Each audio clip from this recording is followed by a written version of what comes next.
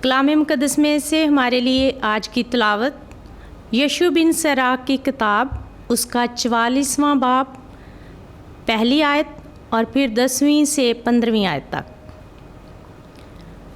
आओ हम पुश्त पुश्त के मुताबिक उन दीनदार अशख़ास यानी अपने अजदाद की तारीफ़ करें और यूं ही उनके बाद उनकी औलाद भी, लेकिन ये दीनदार आदमी थे और उनकी नेकी बातल ना होगी। इनकी नेक बख्ती इनकी नस्ल के साथ भी रहेगी और इनकी औलाद वादों की वारिस होगी।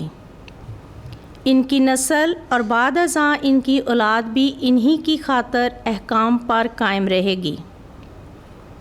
इनकी नस्ल अबद तक हमेशा रहेगी और इनकी इज़्ज़त ना मिटेगी। इनके जिस्म सलामती से दफन किए गए हैं और इनके नाम पुश्तों के आखिर तक ज़िंदा रहेंगे।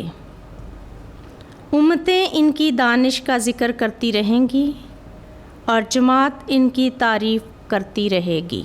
पाक कलाम के पढ़े और सुने जाने पर खुदा की ख़ास बरकत हो। खुदा का शुक्र हो।